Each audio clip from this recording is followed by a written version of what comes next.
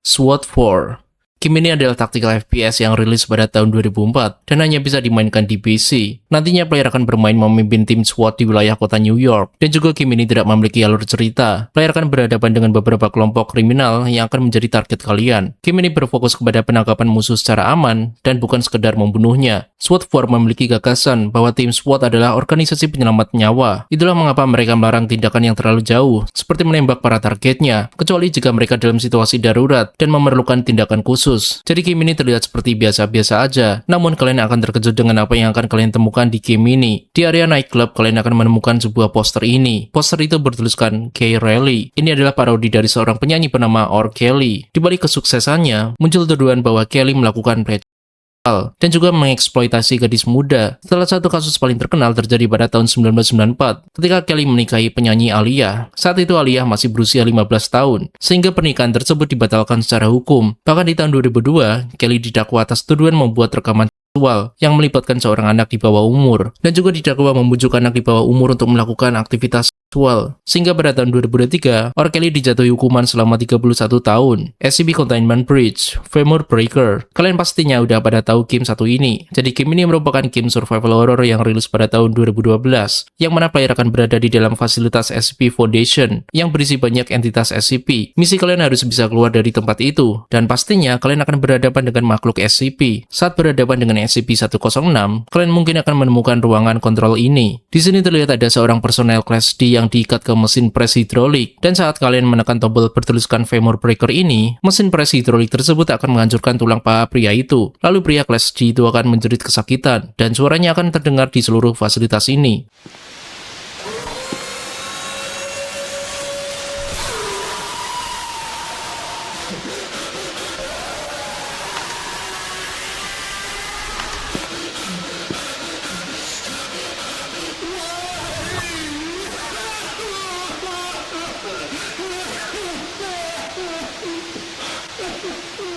Hal ini dilakukan agar si SCP-106 akan terpancing dan masuk ke dalam selnya lagi. SCP-106 adalah entitas kakek tua yang terobsesi menyiksa para korbannya. Jadi dia sangat suka dan tertarik dengan suara jeritan si pria yang tulang pahanya dihancurkan itu. Namun yang menjadi fokus kita kali ini adalah suara teriakan yang menakutkan ini. Banyak orang di internet yang menganggap kalau teriakan tersebut adalah rekaman suara asli. Suara teriakan ini menjadi salah satu misteri besar saat game ini rilis pada saat itu. Tapi tahukah kalian, ternyata suara teriakan tersebut bukanlah rekaman suara siksaan asli, melainkan suara tersebut dibuat oleh sound artist bernama Roger Muller pada tahun 2010. Sound effects tersebut diberi nama Vocal Screams in the Basement.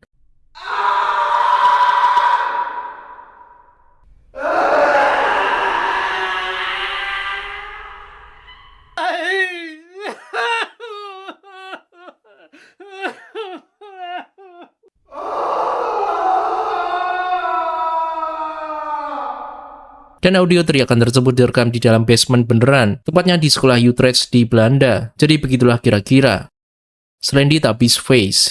Jadi dulu ada sebuah game parodi yang bernama Slendytubbies. Game ini adalah parodi horor gabungan dari Slender, The Eight Pages, dan Teletubbies, dan juga rilis pada tahun 2012 silam. Untuk yang versi pertamanya, menceritakan si Tinky Winky yang tiba-tiba menjadi pembunuh sadis. Setelah memakan custard, dia membunuh semua teman-temannya kecuali Po yang diri. Setelah itu para polisi datang untuk melakukan penyelidikan, namun mereka juga terbunuh oleh Tinky Winky yang menjadi jahat. Lalu dua polisi lagi datang. Kali ini player akan memainkan karakter ini. Nantinya player akan berhadapan dengan Tinky Winky yang jahat. Yang menakutkan di sini adalah Tinky Winky memiliki wajah yang menyeramkan. Nantinya juga akan ada jump scare yang akan bikin telinga kalian mengeluarkan darah.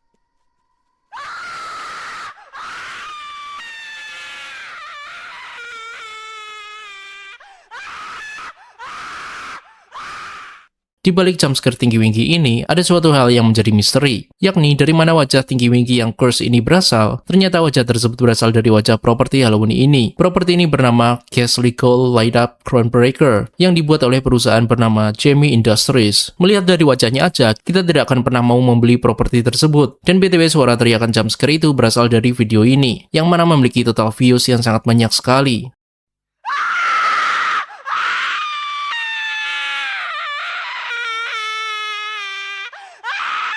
Jadi begitulah origin dari wajah dan audio dari jumpscare Tinky Winky ini. Call Blaze and the Monster Machines. Jadi pada tahun 2018, ada seorang ibu di Inggris yang menunjukkan hal aneh di HP anaknya. Anak itu mendownload aplikasi phone call yang bernama Call Blaze and the Monster Machines 2018. Jadi aplikasi ini berfungsi sebagai panggilan palsu yang dilakukan oleh karakter fiksi, seperti Talking Tom, Talking Ben, dan karakter kartun lainnya. Salah satunya adalah Blaze and the Monster Machines ini, yang berasal dari kartun Nickelodeon. Setelah anaknya mendownload aplikasi misterius itu, si ibu merasa ada yang janggal di aplikasi ini. Yang seharusnya aplikasi phone call ini bersikap ramah dengan anak-anak, malah anak aplikasi aneh ini mengeluarkan nada suara yang sangat menakutkan. Hi kids, I'm your new friend. Happy, slappy, whatever you want me to be called. You see, I want to play with you, kiddo. Maybe we could perform some fun games together. What's this, hogwash? You look afraid. Is it this knife in my whirly-turly hands? Making you a little nervous, huh? That's all right, 'cause this knife is gonna improve your look when it's sticking right out of you.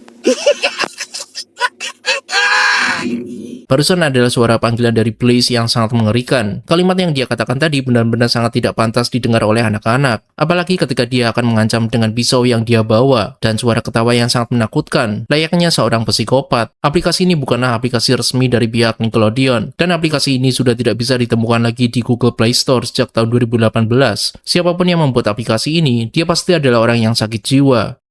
Little Big Planet Hidden Image. Game ini merupakan game platformer yang sangat terkenal pada zamannya, rilis pada tahun 2008 untuk versi pertamanya, dan bisa dimainkan di platform PS3. Salah satu karakter terkenal di game ini adalah Sackboy, yang mana bisa kalian kustomisasi sesuai keinginan kalian. Game ini terkenal karena player bisa membuat level sendiri, dan membagikannya kepada player lain. Nantinya player harus berlari, melompat, menghindari jebakan, dan memecahkan puzzle. Dan pastinya game ini sangat diminati oleh anak-anak zaman PS3 dulu, karena sangat child-friendly dan cocok untuk anak-anak. Namun di dalam game ini tersembunyi sesuatu yang menakutkan. Pada tahun 2019, sebuah prototipe game Little Big Planet dipublikasikan secara online. Jadi para player bisa memainkan game prototipe Little Big Planet tersebut. Dan tanpa sengaja para komunitas Little Big Planet menemukan gambar yang menakutkan ini. Gambar ini merupakan konten yang tidak terpakai dari era pengembangan Little Big Planet pertama. Sosok tersebut bertubuh hitam gelap, ada bercak darah, wajah yang rusak, dan kedua tangannya yang seperti tinggal tulang belulang. Para komunitas Little Big Planet menyebutnya sebagai The Bloody Man. Hingga sekarang tujuan dari gambar ini ditaruh ke dalam build awal game LPP masih tidak diketahui. Di balik child-friendly-nya game ini, ternyata tersimpan sebuah gambar berdarah yang sangat tidak aman untuk anak-anak, dan file gambar The Bloody Man sudah dihapus dari build prototype game LPP.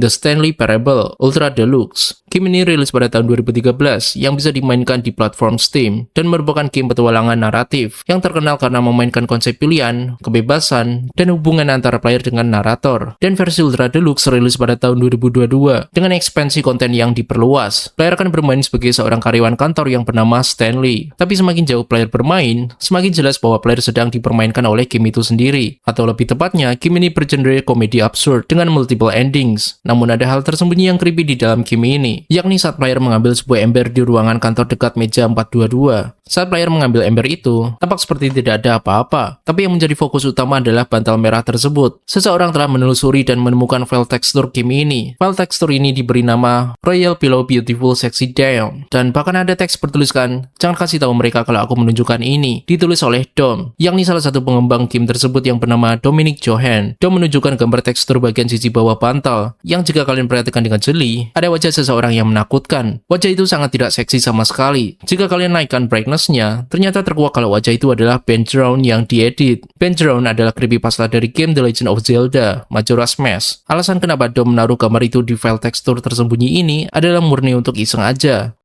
Five Nights at Treasure Island, Creepy Audio. Fnati adalah fan game horror yang terinspirasi dari FNAF dan creepypasta Abandoned by Disney. Game ini rilis pada tahun 2020 dan bisa dimainkan di PC. Fnati terkenal karena mengubah karakter Disney menjadi makhluk yang mengerikan. Cerita berlangsung di sebuah pulau terpencil bernama Treasure Island, yang memiliki hubungan dengan sebuah fasilitas Disney yang telah ditinggalkan. Player berperan sebagai seorang penjaga, yang harus bertahan selama beberapa malam di fasilitas tersebut. Gameplaynya juga sangat mirip dengan FNAF versi original. Cuma di sini yang membedakannya adalah, para animatronik tersebut adalah para karakter Disney. Namun hal yang menakutkan tidak berasal dari gameplaynya, melainkan dari audio menunya. Di menu utama, kalian akan mendengar suara teriakan yang diduga merupakan rekaman suara asli.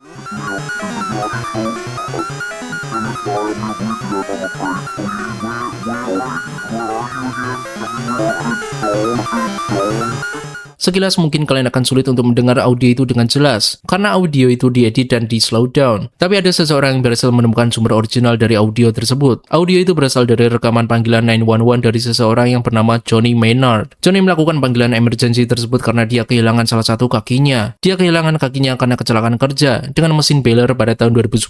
Johnny juga mengupload rekaman panggilannya di channelnya. What is your emergency?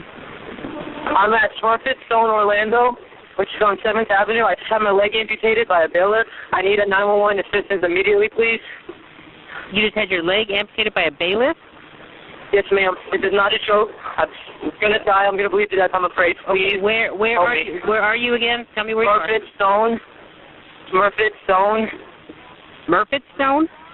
Yes, ma'am. It's a recycling place. Banyak sekali player yang tidak menyadari akan hal ini. Jika tidak ada seorang pun yang berhasil membongkar misteri ini, maka tidak ada seorang pun yang mengetahuinya. Semua suara terdistorsi yang kalian dengar di menu game ini adalah suara seseorang yang sedang menderita karena kehilangan salah satu kakinya. Burnout Revenge. Game ini rilis pada tahun 2005 dan bisa dimainkan di PS2 dan Xbox, dan merupakan game racing intens yang sangat disukai anak-anak rental PS zaman dulu. Burnout Revenge mengutamakan kecepatan ekstrim, tabrakan, dan menghancurkan lawan. Hal yang paling bikin satisfying dari game ini adalah ketika kalian berhasil melakukan takedown musuh sebanyak mungkin, dan efek hancur dan tabrakannya juga sangat memuaskan pada masa itu. Ini menjadikan game series Burnout adalah salah satu game favorit di rental. Meski game ini menjadi salah satu game yang terbaik di masanya, ternyata tersembunyi sebuah hal menakutkan di dalamnya. Jadi ada seseorang yang tidak sengaja menemukan file tekstur di dalam gamenya. File tekstur tersebut berupa gambar sobekan halaman koran yang bikin dia terkejut. Sobekan koran itu adalah insiden 2 orang pembunuh yang mati dihakimi massa. Insiden itu terjadi pada tahun 1933 di California, ketika seorang pemuda bernama Brookie Hart diculik dan dibunuh oleh kedua orang pelaku, yang bernama Thomas Thurmond dan John Holmes. Ketika kedua pelaku ditangkap dan dimasukkan ke penjara, para warga sangat marah dengan apa yang mereka perbuat terhadap Brookie Hart, sehingga mereka menyerbu dan mendobrak masuk. Para warga yang marah melakukan tindakan main hakim sendiri terhadap kedua pelaku. Mereka berdua berakhir dikeroyok, dibunuh, dan berakhir tewas digantung. Dan jasad mereka berdua pernah difoto dan dimasukkan ke dalam koran di tahun 1933. Yang menjadi pertanyaan adalah, kenapa sih pembuat game menaruh file tekstur mengerikan ini di dalam file game buatan mereka? Hingga sekarang tidak ada yang tahu alasan dan tujuannya apa.